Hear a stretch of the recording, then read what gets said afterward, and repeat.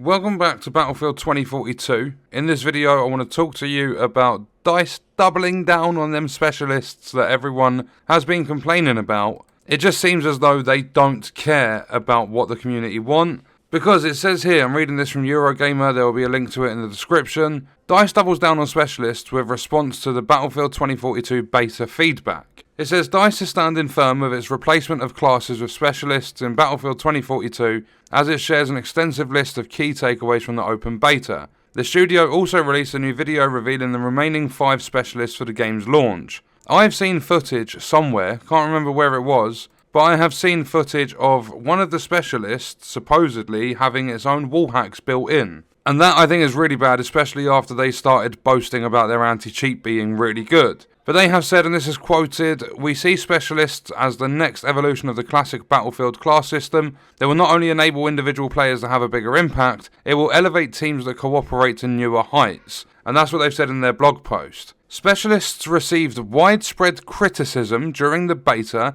with fans arguing they limited teamwork, particularly as you weren't able to see what specialists your squad mates were using, and called for the return of the traditional class system. In response, DICE said much of the perception about the inability to work as a team was down to the user interface. Again quoted, "We recognise that numerous improvements to the UI identifying between friend and foe, the ping system, and in-game team communication that were missing during the open beta are vital to gameplay." So why did they release a beta in the first place that missed core features of the game? That's the one thing that's really irritating, but it carries on to say, they explained they had disabled some essential components of the game's user interface for the open beta to remove debilitating and now resolved bugs. DICE also decided to continue to work on some of the UI components for launch from when the studio branched in August. So hopefully when this game does release, we'll have the objective flags at the top of the screen, we'll have team communication, all that sort of stuff. Because as I've said in previous videos, it is like a fundamental feature of Battlefield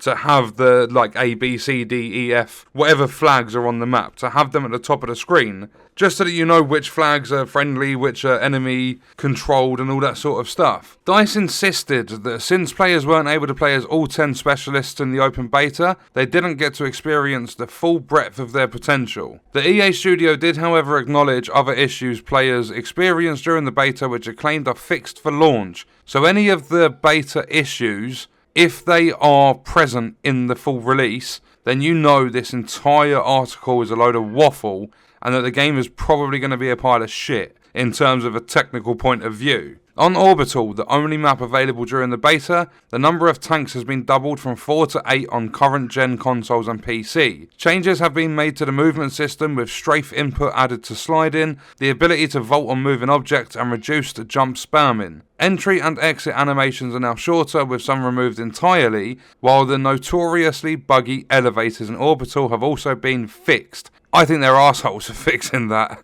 Them elevators, even though it was a bug, they were amazing. They also acknowledged there were too many bots in servers during the first few hours of the beta, which weren't being successfully backfilled with real players. It also made explicitly clear that bots are not designed as a replacement for other players. They are made as a replacement for other players, because if the game server can't fit other players in, they're replaced by bots. So they are designed as a replacement for if other players aren't searching for that specific map or whatever. If matchmaking doesn't pick up the players, the bots are a replacement. That's what they've stated that before. And what other reason is there to have the bots in the game? But DICE studied why some players were being sent to servers outside their region and said it had ironed out a great deal of those creases in time for launch. Another criticism of the beta was the lack of a big map, which was a staple of previous Battlefield games. Players can rest easy here, as DICE says it's already available in the latest build of the game and will be there on release.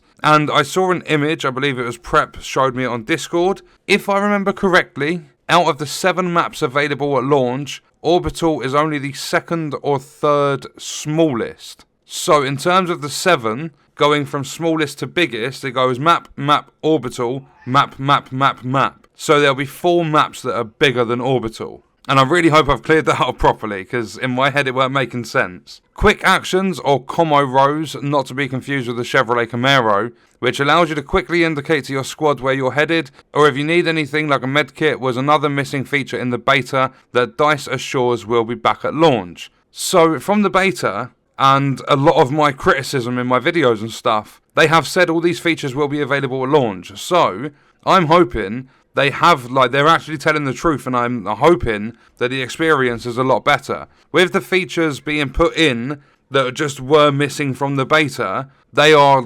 crucial elements of the Battlefield franchise. So to have them in my opinion, will more than likely change, providing it's still good from a technical point of view. Minor tweaks have also been made to other gameplay elements. The compass will now be always on during gameplay, while the ping system will be more responsive. Score events have also been updated to include team play based activities like healing and resupplying ammo to encourage more teamwork. The kill long is also now more readable. I'm guessing that's killed log, with highlighted colours denoting friend or foe killed. There's also more appropriately sized messaging on the status of sectors and flag capture events, which received a lot of criticism for being too overbearing in the beta.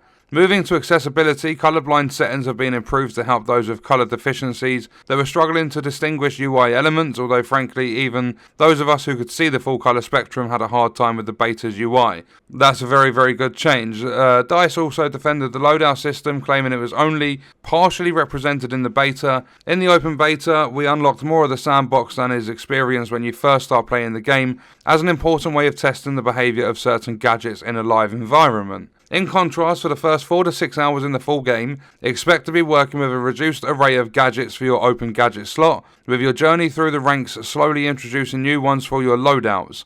That traditional experience of a Battlefield game, where classes fulfill traditional roles, is an experience that you graduate out of through the first 10 levels. As you progress beyond those levels, you'll gain access to more specialised hardware and specialists that help to solve scenarios you can encounter, and we expect you to be regularly interacting with your loadouts on the deploy screen to react to the ever-changing nature of conquest and breakthrough gameplay. DICE added loadouts are fully customizable. In the open beta, we set you up with 4 loadouts that mirror that traditional class structure of assault, medic, support and recon. They will be there at launch too for all players as default, but there's actually a much bigger suite of tools available to you to help speed up the act of switching to different setups and let you get right back into the action. The plus menu, the menu that lets you change your attachments to weapons and stuff on the fly, also drew criticism since it reset every round and every time you respawn with an AK-24 thanks to an odd bug. DICE clarified that in the final game there are multiple slots per attachment type that you can assign different items into, drawn from an extensive pool of weapon-specific attachments that unlock as you play more with the weapons. Anything assigned into slot 1, those closest to the centre, is your effective spawn setup. When you deploy with the weapon in hand, you'll always be set up with your preferred attachments. This can be accessed from the collection screen on the main menu and from within the deploy screen during gameplay. Health regen has also been modified, slowing down the time it takes for the healing effect to start, and helping to increase the need to work with your medics. The specialist Maria Falk's Siret pistol has received enhancements and tweaks to improve the feedback you receive when you're successfully healing an ally, and making it easier to land a syringe on a friendly target by having the syringes magnetised to friendly targets. Revives are also generally faster. Lighting and tint models have been changed to make enemies more visible, and the UI has also been adjusted so that when you're within 10 meters of an enemy, an icon is now present above the heads of enemy soldiers, provided they wouldn't be otherwise occluded by any terrain or map objects. Friendly icons have also changed so it will no longer be occluded through walls within 40 meters. The default controller mapping has been tweaked and full mapping will be available at launch. Aim assist, the strength on controllers will also increase. So friendly icons being changed so they no longer get occluded through walls within 40 meters, and the mapping and everything, these changes seem to be stuff that the players are going to want, but are they actually going to be implemented properly? That's my question, because the beta had a lot of bugs. Finally, on crossplay and communication, text chat will be available on console, while VoIP will also make a return. Crossplay invites will also be functional at launch. In summary, it appears DICE really took the community's criticism of the beta to heart. It has made extensive improvements as well as defended some contentious choices in time for the game's release on 19th of November. See, but the thing is, they've made a lot of changes. Yes, very good if they are implemented properly. However, that doesn't take away from the fact that they've doubled down on their specialists. People don't want the specialists in the Battlefield game. People want the traditional class system. I know it must take a long time or whatever to make an entire new system being the specialists instead of classes, but the only reason they really had to make specialists and double down on it is because of future content coming in that's paid, so where they're going to make more money. With a class system, they can't make money with it. With the specialists, they add more in the future through battle passes and stuff, and it's going to cost players real money. That's the only reason I can see for them doubling down. I don't believe they've done it for any specific gameplay features or anything like that at all. They've always had a class system, they've just changed it, and would you believe, a battle pass system's now come into Battlefield. So I disagree with specialists. I don't think they ever should have been implemented in the first place. However, these changes, as I said, if they do work well, they're implemented properly, and as long as the bug stays to a minimum in the full release, I can see Battlefield being quite fun. It just depends on how it feels when it actually releases. So that's going to do it for this video. Let me know your thoughts and stuff in the comments, and I'll see you in the next one. I hope you guys enjoyed it.